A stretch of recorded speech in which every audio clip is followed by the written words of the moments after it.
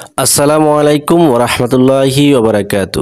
প্রিয় বন্ধুরা, আজকে হঠাৎ করে একটা নিউজ দেখলাম। সেই নিউজটা হচ্ছে, আপনারা যারা অনলাইনে ছিলেন অথবা ইউটিউব অথবা ফেসবুকে দেখেছিলেন, আজকে মর্মান্তিক যে একটা ঘটনা ঘটে গেল। আসলে দেখেন ভাই, এইটা আমরা কখনোই আশা করি নাই যে খুলনা কুয়েটে যে ঘটনাটা ঘটছে।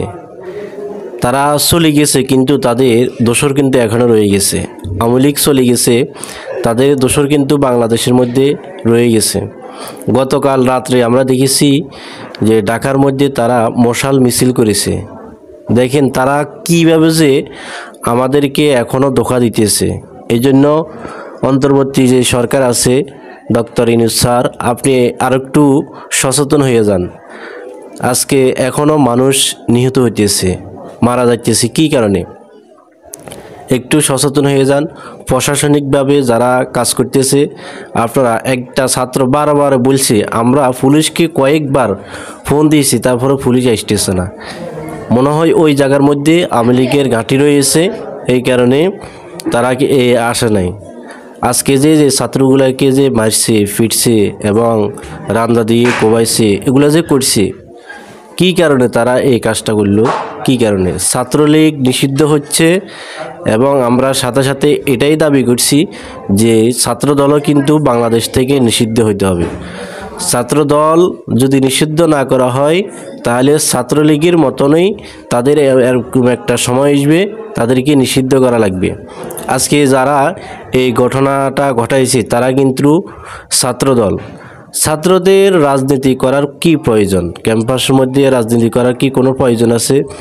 কলেজের মধ্যে রাজনীতি করার কোনো প্রয়োজন আছে? ভার্সিটিতে রাজনীতি করার কোনো প্রয়োজন আছে?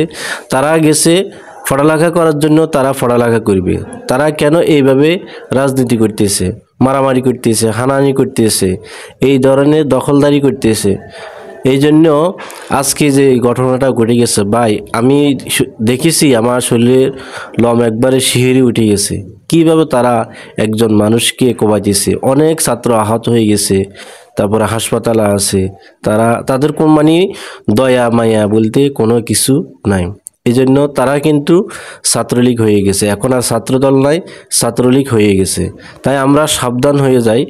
আমাদের আশপাশে যদি এরকম কোনো ঘটনা ঘটে, ভাই, সাথে সাথে আমরা পুলিশকে জানাইব।